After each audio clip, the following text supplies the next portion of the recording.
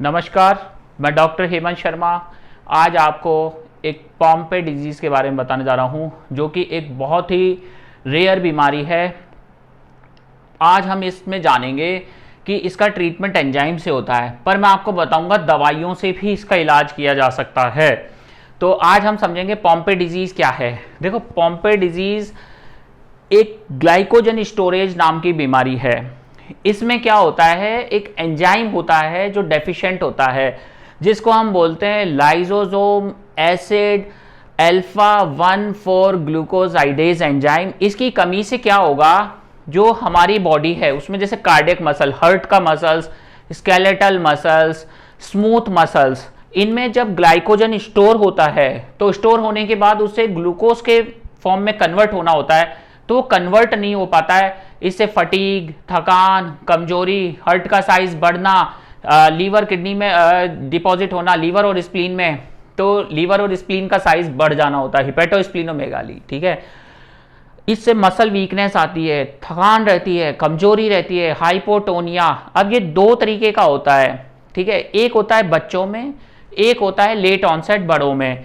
और ये autosomal recessive disorder है, तो इसके लिए मतलब मदर और फादर दोनों कैरियर होंगे तो ही ये पॉम्पे डिजीज होता है। इसको डायग्नोज करने के लिए हम एंजाइम भी देखते हैं, जो मैंने बताया। ठीक है, अब इसमें समझते हैं बच्चों में जो होता है उसमें कार्डियक इन्वॉल्वमेंट है, तो हार्ट का साइज बढ़ जाएगा, हाइपरट्रॉफिक कार्डियोमायोपैथी या कार्डियोमेगाली हो जाता है, साइज बढ़ना। हिपेटोस्प्लीनोमेगाली, किडनी और स्प्लीन का साइज बढ़ जाना, क्योंकि लीवर में भी ये ग्लाइकोजन स्टोर होगा, स्प्लीन में भी होगा। उसके अलावा और क्या हो सकता है पॉम्पे डिजीज में? पॉम्पे डिजीज में जैसे मसल्स वीकनेस, मैंने बोला मसल्स में, स्केलेटल मसल्स में चला गया।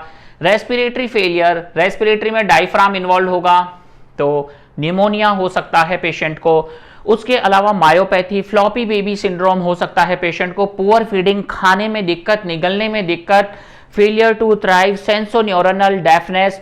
और अडल्ट्स में क्या होता है? अडल्ट्स में भी ये सारे सिम्टम सेम होते हैं, सिर्फ अडल्ट्स के अंदर लेट ऑनसेट में हार्ट इन्वॉल्व नहीं होता है। अब ये पॉम्पे डिजीज अगर बच्चों में होता है तो प्रोग्नोसिस बहुत खराब होता है, बच्चे कम सर्वाइव कर पाते हैं, जीते हैं। पर अगर बड़ी एज में होता है तो सर्वाइवल रेट थोड़ा ठीक रहता है। इस बीमारी को हम बहुत अच्छे से मैनेज कर सकते हैं।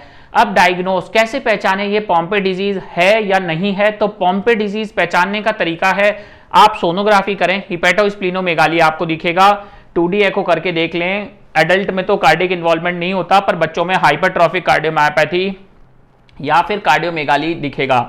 उसके अलावा आप LDH लेवल देखें, जो कि मसल ब्रेकडाउन, मसल डिजनरेशन का मार्कर होता है, मसल का डैमेज होने का मार्कर होता है, तो वो बढ़ा हुआ रहेगा। ठीक है, उसके अलावा हाइपोटोनिया, पेशेंट चल नहीं पा रहा है, थकान रह रही है, कमजोरी रह रही है, वॉकिंग डिफिकल्टीज, खाने पीने में दिक्कत आ रही है, सेंसोन्यूरोनल डेफनेस है पेशेंट में, तो ये है। उसके अलावा लीवर फंक्शन आप करके देख सकते हैं, ल्यूकोसाइड काउंट देख सकते हैं, क्रिएटिन काइनेज लेवल हम देख सकते हैं, तो ये सारे टेस्ट हैं। उसके अलावा हम माइक्रोस्कोपी कर सकते हैं, जिसमें मायोफाइबर्स विद क्लियर वैक्यूल्स हमें दिखेगा। EMG हम टेस्ट कर सकते हैं, जेनेटिक टेस्टिंग कर सकते हैं, जेनेटिक टेस्ट में म्यूटेशन हमको दिखेगा GAA जीन का।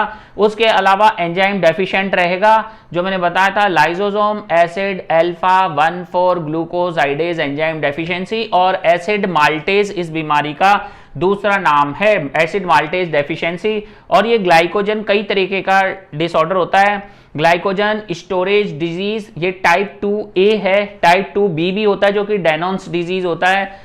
ठीक है, इसके अलावा अब बात करते हैं इसका इलाज की। तो इसमें देखो एंजाइम्स दिए जाते हैं, एंजाइम अल्फा ग्लूकोसाइडेज या ल्यूमिजाइम नाम की दवाइयां दी जाती है।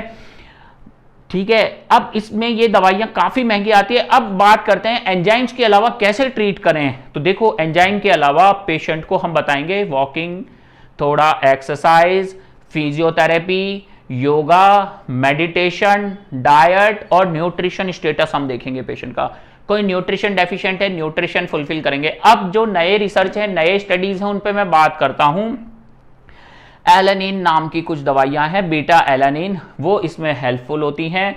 उसके अलावा कुछ और न्यूट्रिशंस हैं जिनसे बॉडी में काफ़ी अच्छा फील होता है। अब ये एंजाइम डेफिशिएंट है तो एंजाइम दे रहे हैं तो पेशेंट ठीक फील करता है, उसको दिक्कत होती नहीं है।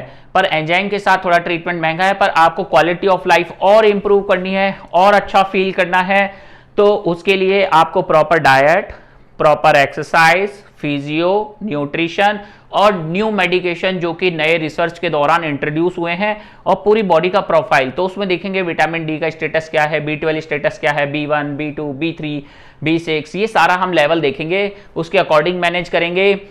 नेचुरल ट्रीटमेंट भी रहेगा, एलोपैथी ट्रीटमेंट भी रहेगा और आपका क्वालिटी ऑफ लाइफ मेंटेन रहेगा। तो अगर आपको ये वीडियो अच्छा लगता है तो लाइक करें, चैनल पे नए हैं तो सब्सक्राइब कर लें, और आप ये देखेंगे कि आपका बॉडी बहुत जल्दी जल्दी ठीक हो रहा है, बहुत जल्दी जल्दी ठीक होगा। लास्ट में थैंक यू, धन्यवाद। व्हाट्सअप नंबर मेरा डिस्क्रिप्शन में है, कृपया डायरेक्ट कॉल ना करें, व्हाट्सअप पे जाके अपना अपॉइंटमेंट बुक करें। और अगर आपको भी ऐसी समस्या है तो आप कमेंट कर सकते हैं व्हाट्सएप पे। उसके अलावा वीडियो अच्छा लगता है तो लाइक करें, चैनल पे नए हैं तो सब्सक्राइब करें। आपके भी किसी रिलेटिव को ऐसी बीमारी है तो ये वीडियो उससे शेयर करें। थैंक यू, धन्यवाद। और अगर कोई भी बीमारी है तो आपको पहले उस बीमारी की नॉलेज होनी चाहिए, उसके बाद इलाज तो अपने आप हो जाता है। थैंक यू, गुड बाय, नमस्कार।